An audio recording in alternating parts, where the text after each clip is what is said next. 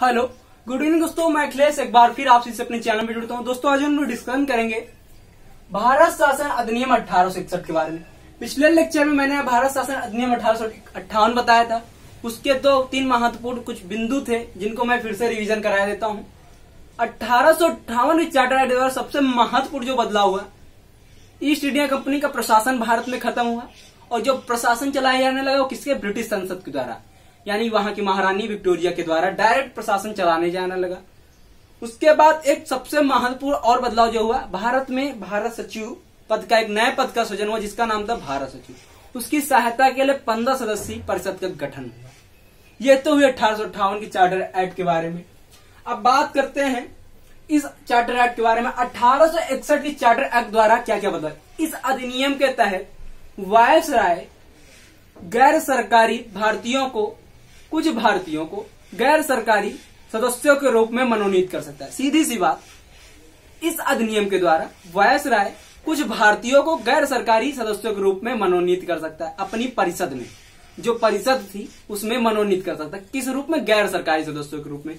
इसी क्रम में 1862 में कैनिंग ने, ध्यान दीजिएगा, 1862 में कैनिंग ने 3 लोगों को मनोनीत किया। पहले कौन थे,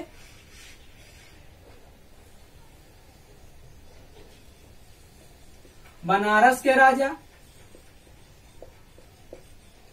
दूसरे थे पटियाला के महाराजा,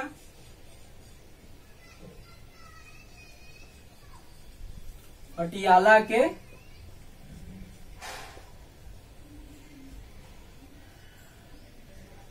महाराजा, ठीक है, पटियाला के। और तीसरे जो थे बनारस के राजा, पटियाला के महाराजा, सर दिनकर राव, ठीक है।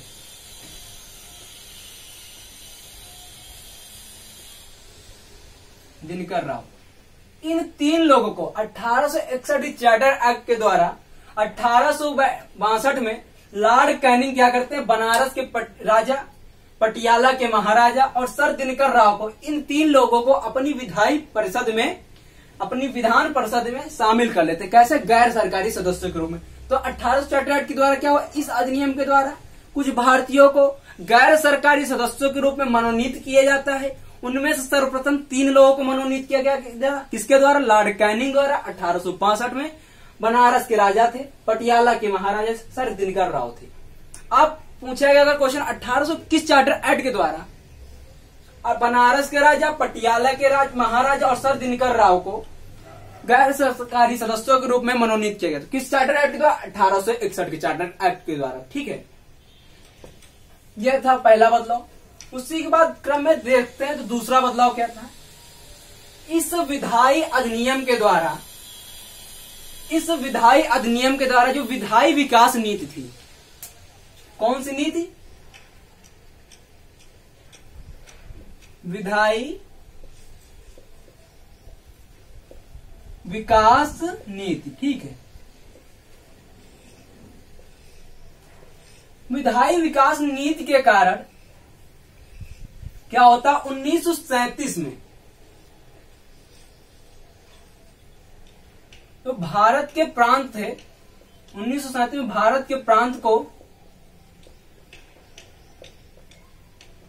संपूर्ण आंतरिक स्वायत्तता मिल गई। कैसी, संपूर्ण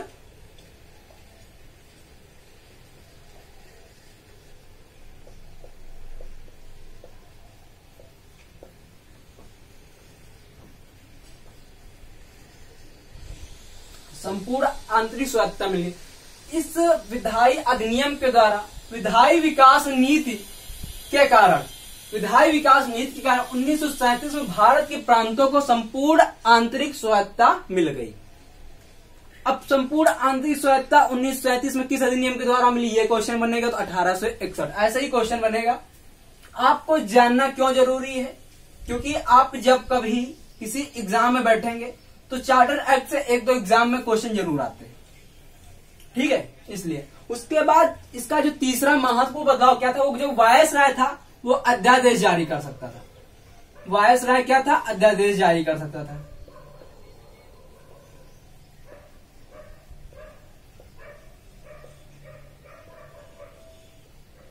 वायसराय द्वारा अध्यादेश जारी कर सकता था। ठीक है।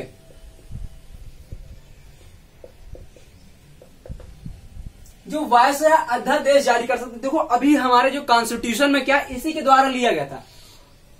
आर्टिकल 123 के द्वारा राष्ट्रपति अध्यादेश जारी करता, 213 के तहत गवर्नर अध्यादेश जारी करता है। तो जो अध्यादेश होता है यानी कि जब कोई समिति कार्य, संसदीय कार्य नहीं हो रहा होता उस समय राष्ट्रपति अध्यादेश जारी कर सकता है। ठीक है, जैसे कि भारत में इमरजेंसी लग जाए उसके समय राष्ट्रपति अध्यादेश जारी कर सकता है। तो उसी तरह वायसराय वहां उस समय क्या था, जब कोई संसदीय कार्य नहीं हो सकता था तब वायसराय कैसे अध्यादेश जारी कर सकता था, जिसकी अवधि कितनी थी। तो अध्यादेश की अवधि चाहे उस समय लो चाहे इस समय 6 माह है। तो कभी कभी क्वेश्चन पूछेगा तो कॉन्सेप्ट में जब ऑप्शनल होंगे 3-4 कथन दे देंगे, उसमें पूछेगा कौन सा कथन सही है या कौन कौन से कथन सही नहीं है। तो ऐसे आएगा अध्यादेश जारी कर सकता था और कितनी अवधि, 6 माह की अवधि थी। ठीक है, इस अधिनियम के द्वारा वायसराय अध्यादेश जारी कर सकता था और 6 माह की अवधि थी। अब अगला जो महत्वपूर्ण बदलाव हो गया है वो क्या था, विधायी शक्तियों का विकेंद्रीकरण।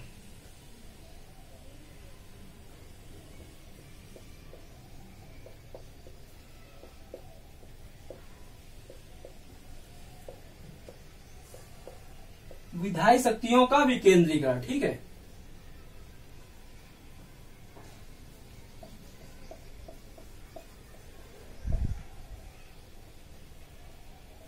विकेंद्रीकरण, विधायी शक्तियों का विकेंद्रीकरण किस चार्टर एक्ट के द्वारा होता है, 1861 के चार्टर एक्ट के द्वारा होता है। इसमें क्या होता है, मुंबई और मद्रास को पुनः कानून बनाने का अधिकार दे दिया जाता है। किसको किसको, तो मुंबई और मद्रास को। ठीक है, मुंबई और मद्रास को। ठीक है, क्या होता है कि 1833 का चार्टर एक्ट था।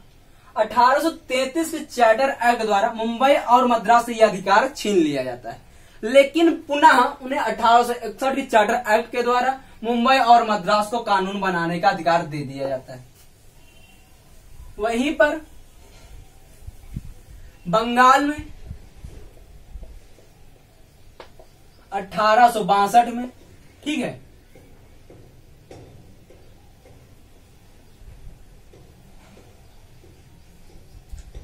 बंगाल में 1862 में, पंजाब में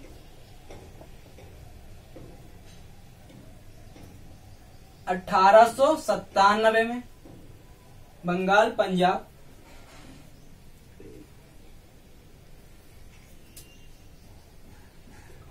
बंगाल में 1862 में, पंजाब में 1897 और उत्तर पश्चिम में,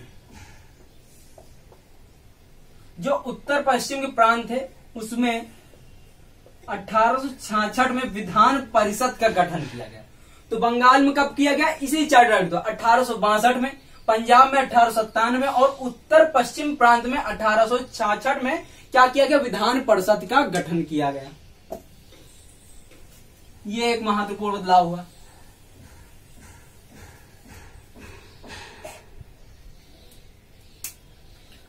अठारह में क्या हुआ था, जो लॉर्ड कैनिंग थे इनके द्वारा क्या लाया गया था, पोर्टफोलियो प्रारंभ की गई थी। पोर्टफोलियो का मतलब क्या था इसके बारे में देखते हैं। 1859 में पोर्टफोलियो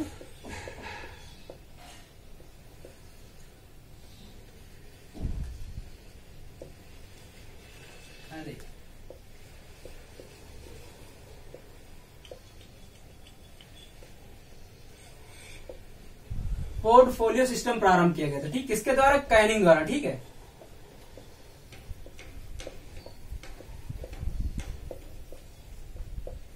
अठारह में पोर्टफोलियो सिस्टम प्रारंभ किया गया था, किसके, कैनिंग द्वारा। अब इसमें क्या होता है,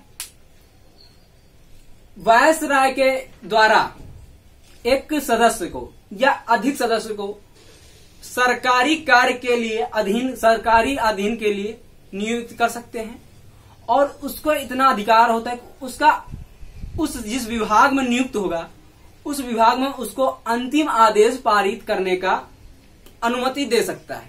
सीधी सी बात, पोर्टफोलियो सिस्टम के द्वारा क्या होता है, प्रारंभ किया जाता है, वायसराय एक सदस्य को या अधिक सदस्यों को नियुक्त कर सकता है और जिस विभाग में नियुक्त करेगा उस विभाग में उसे अंतिम आदेश जारी करने की पावर मिल जाती है, यानी शक्ति मिल जाती है।